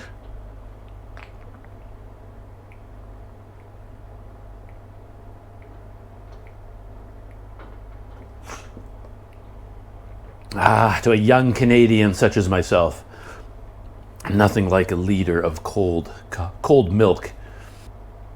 So yeah, my host just dropped me off. There's an LRT station very near to the trailhead for that park to go hiking there. And I was planning on going to that LRT station and then walking to the trail. But then my hosts for my brunch this morning said, yeah, let's go check this place out. They were curious themselves what it looked like. So we just drove over there. And then now they dropped me off at that LRT station. So now I can see exactly how to walk from that station to the trailhead. So yeah, I'm looking forward to that if that plan comes to fruition. And yeah, I think as I said, Canada won the hockey game, won the championship. Yeah, pleased about that. 3-2 in overtime. Technically the fourth period, a sudden death overtime as they call it. In hockey, if the game ends in a tie, they can often give you an overtime period. And instead of playing for the entire 20 minutes, whoever scores the first goal wins the whole game. And I don't know if you call that exactly fair. More fair would be just to play the entire period, and whoever is ahead at the end of that period wins the game. But of course, sudden death makes it much more exciting, much more tense. So yeah, I don't mind it. Sudden death is always a lot of fun at that point. Play the game to a tie, and then you have sudden death overtime. But yeah, I don't know whether you'd call Canada the underdog for this fight. Canada is known for producing pretty good hockey players. But when you compare it to the United States, I mean, they have a population size 10 times, at least 10 times bigger than the population of Canada. So on that basis alone, you know, they have a bigger population to choose from to come up with better athletes in every sport. So it is quite something for a little country like Canada or Sweden or anybody to beat the United States in a hockey game. So yeah, Canada can take some pride in winning that game. As far as YouTube stories go, I don't have a lot to talk about. I'm not really following anyone that carefully, even Itchy Boots. She's posted 3 videos, I think, recently, and I haven't watched any of them. So I can't talk about those. The Tread the Globe couple, that's in their Isuzu 4x4 in Borneo. Yeah, I mean, their videos are fine, but there really isn't much in them to pull me into the story, so I haven't watched any of their videos. I started watching their videos again because they arrived in Malaysia, beginning a new trip, and arrivals are always very exciting. And I knew they were going to go to Borneo and try to get a 4x4, and the setting up of the journey is always very interesting, the logistics. But now that they're actually driving around, yeah, I haven't really been following their story. So as it turns out, the only YouTubers that I've actually watched their videos, there's, I guess, 2 of them. There's these guys, 2 Mad Explorers. I think I've watched most of their recent videos. They seem to be posting a video every day of their cycling trip, and they're cycling from Bangkok to Shanghai in China, you know, a little bit over 4,000 kilometers, I think. And the most recent videos have them crossing the border from Thailand into Laos. And they've got 3 videos. Number 1 was called Our Nightmare Arrival into Laos. Next one was Nobody Told Us Laos Was Like This. And the last one, which I just watched, Laos is harder than we ever expected. So they're still kind of playing up the angle that this bike journey of theirs is extremely difficult and challenging. And they're using pretty extreme words like it was a nightmare arriving in Laos and harder than we ever expected. Things like that. And when they crossed the border into Laos, I was expecting them to have trouble because I've watched a few videos recently of people going across the border into Laos, and they all had trouble. Everybody has had trouble no matter what border they crossed. And whether they're crossing on a bicycle, motorcycle, bus, train, whatever they're doing, they all seem to run into trouble. There seems to be quite a bit of confusion around that border crossing. What you need to pay in terms of fees, what you can get in terms of visas, how you cross the border, and a hint of corruption that the border officials are denying visas and asking for documents and then demanding money to let you across. Things like that, just a hint of that. So I was expecting them to have trouble. And I don't know whether that played a part in their nightmare arrival in Laos, but I guess Luke, I didn't really follow the story, to be honest. It was one of these complicated ones where he left Thailand and then he tried to go into Laos, but apparently the border guard, the immigration agent in Thailand, forgot to give him an exit stamp. So just as Itchy Boots, when she crossed from Iraq into Iran, they gave her an exit stamp rather than an entry stamp for her motorcycle. And so that caused a lot of trouble. And in this case, they forgot, I guess, to stamp his passport. So when he tried to enter Laos, they looked at his passport and said, well, where have you come from? He says, well, I just crossed the border from Thailand. He said, well, you don't have an exit stamp. So they basically sent him back. So now he looks like he's returning to Thailand across the Friendship Bridge, riding his bicycle. And now he has to somehow convince them that he's not trying to enter Thailand. He's trying to convince them that he just left Thailand, but they forgot to give him a stamp, and therefore can they do it now? But of course everything got confused and he had to go into various offices and be interviewed. But I think the complexity came from the fact that he has 2 passports, and he said something about stamps having to be transferred from one passport to the other passport. So he started to make it sound like it was his fault that he'd somehow screwed up by using the wrong passport and putting a stamp in the wrong one, and now he has to, anyway, I don't know what happened, but basically he was not allowed into Laos, and they sent him back, and then he had to do some stuff there and then come back, and then there was confusion in terms of the process and how much they had to pay. So that was their nightmare arrival in Laos. And the first thing that jumped out at me is sort of a language thing, because Luke and Naomi, the two mad explorers, they said the name of the country, like constantly, every sentence, they said the name of the country. But where I call the country Laos, I grew up with that name, they call it Lao. And over my lifetime, I couldn't help it. I got this impression that people who called it Lao were being pretentious. I've never been able to shake that feeling. It's like being overly correct or something, or like saying the name of the country in that country's accent rather than using the English version of that country. Like you're talking to someone who is talking about going through South America, and they're just Canadians, Americans, and they speak English as their first language, but then they say things like, yeah, I went to South America and we visited Chile and we went to Argentina and Guatemala, and then they go back to English accent again. Like they say all the Spanish names or the Spanish or the South American names with a Spanish accent rather than and always, or you go to France and you say, I went to France and I stayed 2 weeks in Paris, instead of just saying France and Paris. And saying Lao always struck me as being a little bit pretentious. But I did a little bit of research into it, and from what I read, Lao is the correct pronunciation. The S is supposed to be silent. So in fact, me saying Laos my whole life, that is actually incorrect. The correct pronunciation is Lao. I went to Lao. But every time I heard somebody say, oh, I went on a trip to Lao, I always thought they were being pretentious. Oh, just call it Laos, like we do in English. But now I'm a little bit confused about it. I don't know which one is correct. But I just say Laos, instead of Lao.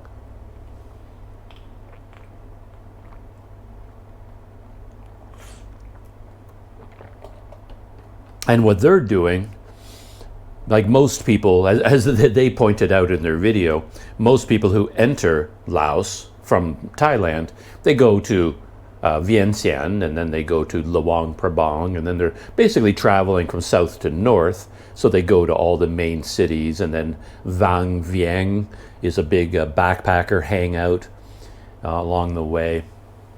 And then Luke and Naomi were like, well, that's where the tourists go, but we're not going to go where the tourists go. We're going to go off the beaten track. And that's because their route is taking them to China. So instead of entering and going north, they entered and then they turned east to head towards the border with Vietnam and then into China beyond that. So they're not following the regular tourist trail.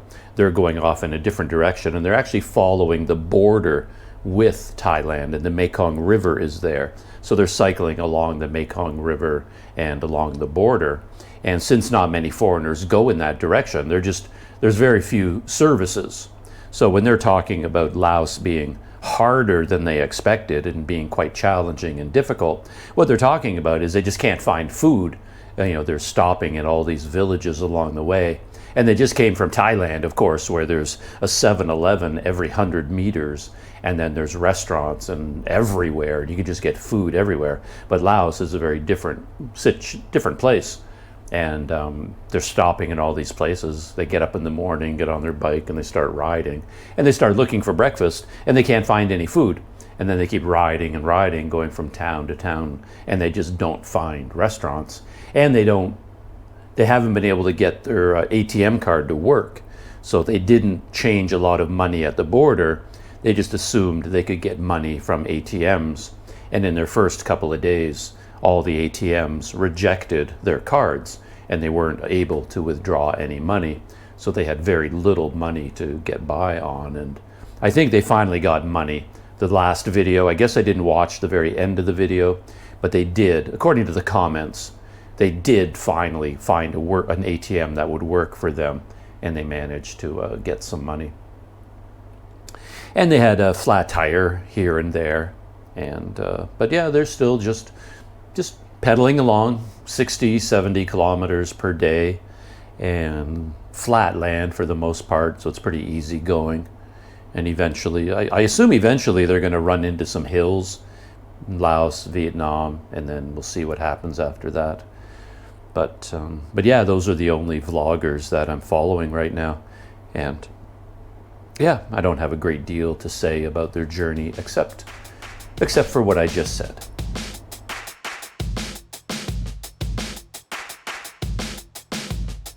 The most recent show that I've been watching, and in fact I just finished all of season 1, is a show called Goliath, which stars Billy Bob Thornton as Billy McBride, he's a lawyer, and William Hurt as David Cooperman, he's the bad guy, he's the villain in the show.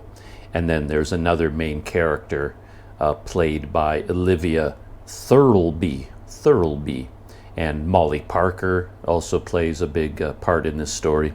And it's kind of it's a mystery, but it's also a legal drama, a big court case, the little guy suing a big defense company, a big corporation, and they go to court. And we've seen it a million times where the huge corporation has 100 lawyers working on the case, and then the good guy is always some down and out lawyer who is working out of his car or living in a cheap hotel, and he hangs out at a bar and sits in a booth at the bar where he does all his legal work, and he assembles some misfits around him. And that's what I found really enjoyable about Goliath. The misfit team that he put together was like an extreme misfit team. There's some very funny scenes because he drives like a small red convertible Mustang, and the entire legal team that he's assembled climbs into this thing. And then we've got a prostitute who's also a paralegal secretary, another paralegal secretary, a woman who weighs like 300 pounds. And then he's got a bodyguard who takes up the whole back seat. He's a giant, like a 7-foot tall guy that weighs 400 pounds or something. They're basically just a bunch of misfits, and they look like misfits, and they go to court, and they're taking on a high-powered legal team, each of which is making tens of millions of dollars a year and live in mansions. And of course, the corporation, the defense contractors, are evil, and they're doing all kinds of evil things behind the scenes. And so it's a very entertaining David versus Goliath story, which is why the show is called Goliath. But in a way, they turned it on its head, though, because, I mean, technically, Billy Bob Thornton, he's David. He's the little guy, and the corporation and the very expensive legal firm, though that is Goliath. And the little guy defeats Goliath. But in the show's opening credits, they show Billy Bob Thornton as Goliath.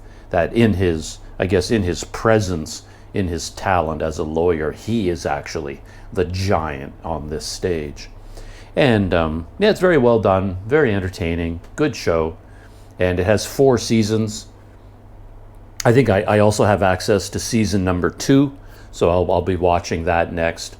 And there's season 3 and 4. I can't find season 3 anywhere, but I also have season 4.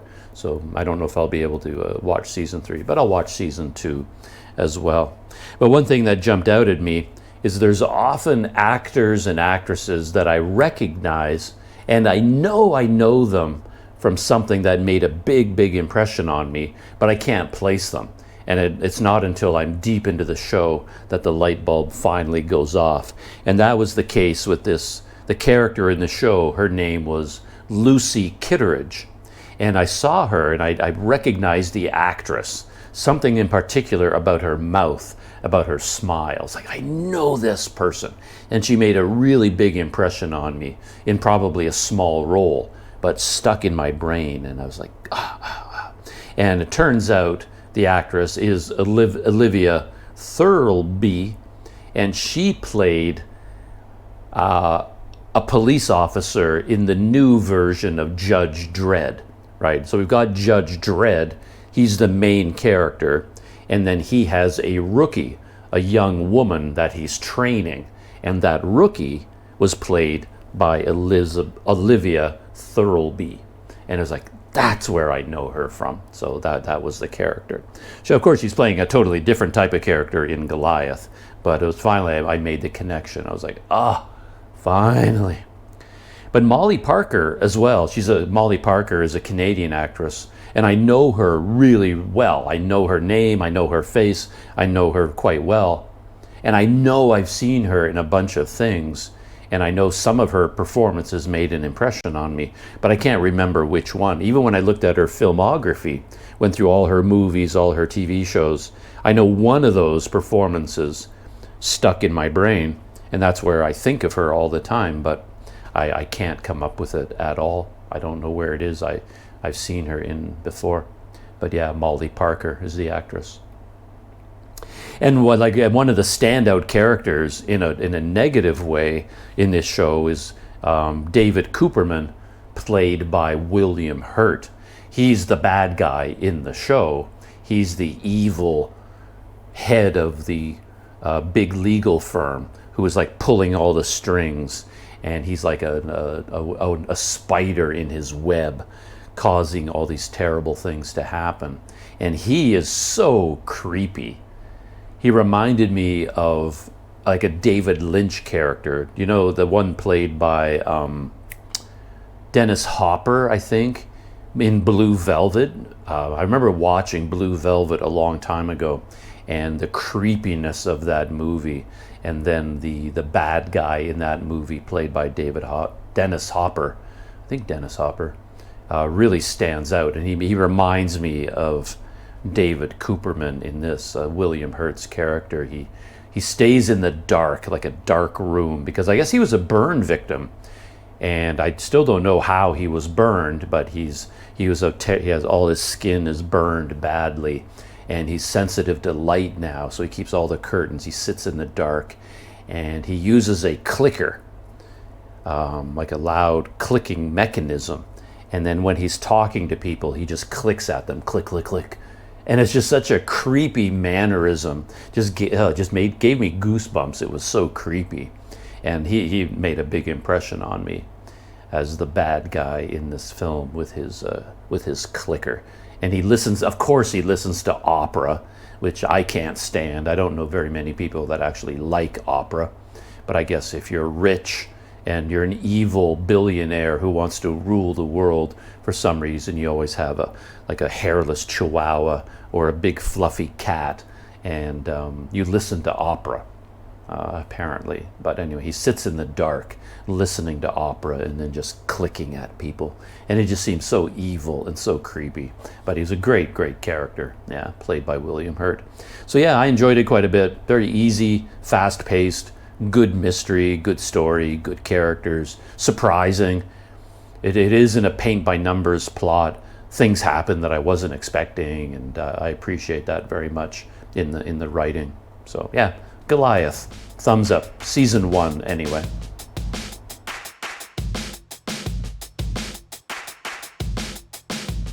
This one is going back a while. I watched the show, but it was like months ago, I think. I just never got around to talking about it. And it's called, as you saw in the title card, Black Doves.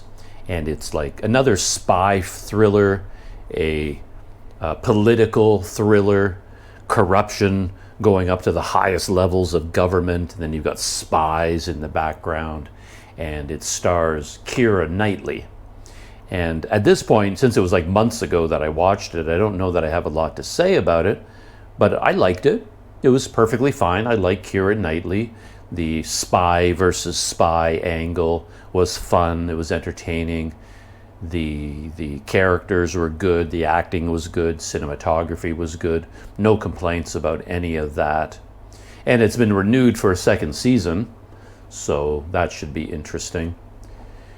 But I do remember one thing kind of jumped out at me, that we do see a lot of shows these days with very tiny women who, through the magic of Hollywood, through the magic of cinematography, They're unbelievable fighters. And I mean, I have a bit of an amateur interest in fighting. I've been watching UFC, MMA, Taekwondo, Jiu-Jitsu, these sort of combat sports for decades, for a long, long time. I've been watching the UFC from UFC #1 right up until modern time. So I have a little bit of interest in combat sports. So it does bug me a little bit when I see basically a girl weighs 100 pounds, and then she goes into a room with 5 men. Each of them weighs 200 pounds, and they're all skilled fighters. And this 100-pound woman just mops the floor with them. She just goes in there and and just wipes out this room of fully grown men. And I do appreciate that a trained fighter can defeat an untrained fighter. I'm sure someone much, much smaller than me can defeat me in a fight pretty easily if they know how to fight, because I don't know how to fight. I get that, I understand it, but you can only push that scenario to so far before it becomes ridiculous. And in this case, in order for you to convince me that Keira Knightley can beat up all these other giant men without any effort at all, you have to convince me that you trained her. And the way this show developed, I didn't see her training. There was really not much of a training system or a montage, or they didn't convince me that Keira Knightley's character was some deadly assassin fighter. She just seemed like a housewife to me. And whenever she had to go into a scene where she had to beat people up, I did not find it believable. And that did get to me after a little while. So that it kind of took away from the realism of the show. But overall, I enjoyed it. Yeah. So coming out for a second season. When the second season comes out, I'll probably watch it. Keira Knightley, she's got charisma. She has on-camera presence, and all the other characters that she was on screen with were also very good. So yeah, I will watch season #2. And I would say, yeah, Planet Doug approved, more or less.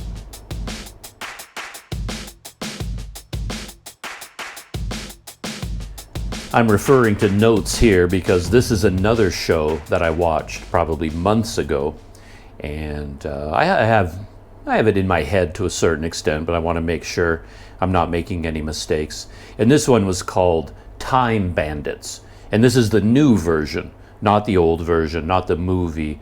This is a TV series based on the same source material, Time Bandits, created by Jermaine Clement, Ian Morris, and Taika Waititi. And you probably know the name Jermaine Clement because he is one of the Flight of the Conchords. And I see him in a lot of different things. So it's based on characters from the 1981 film directed by Terry Gilliam. And this series premiered on July 24th, 2024 on Apple TV. And it was canceled after one season. And I can kind of, I get a little bit sad when these shows are canceled, but I can sort of see why this one would be canceled. It was a bit of an acquired taste, and I can see it being very expensive. The sets alone and the computer graphics would have been very expensive. So this show would have to make a lot of money to make it worthwhile. And it stars, of all people, Lisa Kudrow, who played Phoebe on Friends. And it's kind of interesting, this character, I don't know the name of her character, in Time Bandits, Lisa Kudrow's character is exactly like Phoebe. It's like they took Phoebe from Friends and put her into a fantasy, time travel, science fiction, fantasy world. And it didn't work for me. Lisa Kudrow doesn't really work for me on screen. She just doesn't have that screen presence for me.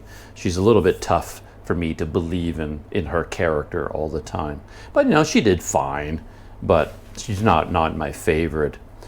And it feels like in this show they were trying to imitate Monty Python. It had a Monty Python-esque craziness to it.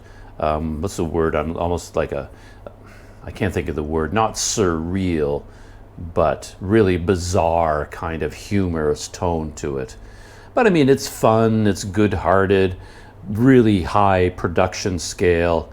And you've got Jermaine Clement. He plays a character they just call pure evil. Technically, he's the devil, but they call him pure evil. And Taika Waititi is playing what they call the supreme being, which of course is God, but they don't call him God. They just call him the supreme being. And then the Time Bandits.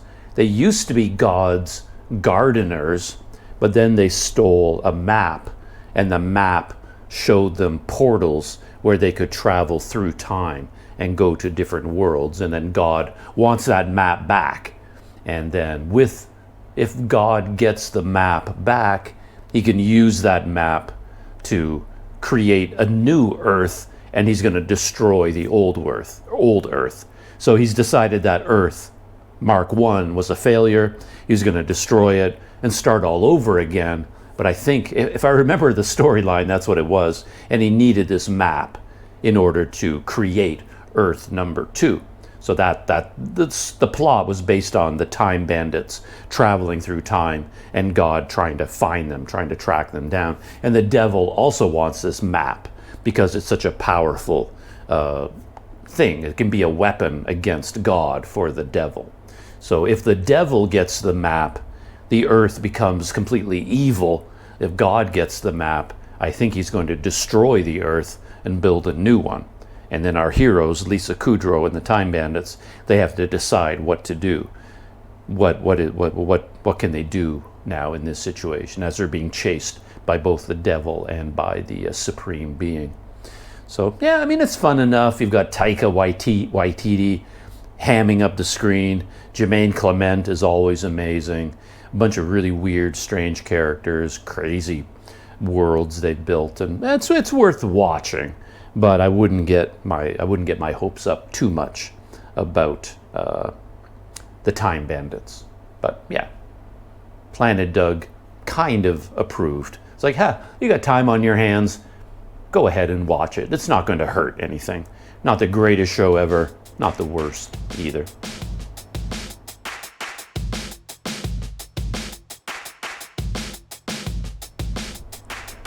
Another show called The Tick. I watched it, but again, months ago, I think. It's not a recent show for me.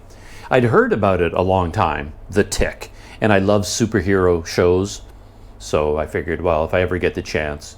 But in this case, I wasn't able to get season 1, which that's the season I wanted, but I couldn't find it anywhere. So I watched season 2, and yeah, I enjoyed it. I did. There are some things I didn't like about it. I mean, it's based on a comic book called The Tick, and the superhero looks like a tick, and he's in a blue suit with antennas, and the antennas are always moving around all the time. So in his suit, it's not animated. This is like a live action show. So in his suit, they must have some kind of mechanics in there that move the antenna around. It's quite funny. But basically, the Tick is kind of Superman. He's invulnerable. He has super strength. Nothing can hurt him. Bullets bounce off him, things like that. And I think that's one of the reasons, one of the criticisms I have of season 2 is that he never really did anything that a superhero would do. He's there as a character, and I do love the character. He's very, very funny in a dry kind of way. It's kind of making fun. It's a spoof of the superhero genre, which I really enjoy. But there is a story involved, so there's something going on, and they have to fight evil. They have to fight supervillains. You got superheroes fighting supervillains. And I kept waiting for the Tick to suddenly go all superhero, but he never actually does. He never really does any fighting. A little bit here and there, but the show came to its conclusion in season 2, where the good guys defeat the bad guys, but at no point does he really become the Tick with super strength and invulnerability and really take on the bad guy. You don't get that climactic. Maybe that was done on purpose because they're trying not to be a normal superhero show. They're trying to do something different. So we basically got Superman, who never uses his superpowers, but somehow still wins. And he has a sidekick, and the sidekick didn't do anything either. At the very beginning of season 2, we learn that the sidekick, he's just a dweeb. He's just a young dweeby kind of man, very timid, very shy, has no self-confidence, but he has wings. He has this powerful kind of suit. He's basically not Hawkeye, but the guy that, what's the name of that character in Marvel who flies around? See, I can't even think of his name. He's the new Captain America in Brave New World. He went from being that character to Captain America. It's not Hawkeye. Hawkeye is the archer. This guy is called, can't think of his name. But anyway, he flies. The sidekick, the Tick's sidekick has wings and he can fly. And in the first episode, we see him flying and we see, oh, he doesn't have any superpowers. He doesn't have super strength or reflexes or anything at all. He just has a suit that allows him to fly. And that's how he fights crime. But after we establish that he can fly, for the rest of the show, he never flies again. Not once. I don't think he ever breaks out the wings and flies. So he never uses his power to fight the bad guys at all throughout the entire show. So it's really just a bunch of people standing around in different rooms talking a lot, talking and talking and talking, and there's never any superhero action. I still enjoyed it. It's very funny. It's very different. Any show that tries to do something different, I applaud the attempt. And I would recommend it. I think it's a good show if you like superhero shows. I think The Tick is quite funny, very easy to watch. Feels like it could have been better. And I'll try and find season 1 at some point. I just haven't managed to track it down yet.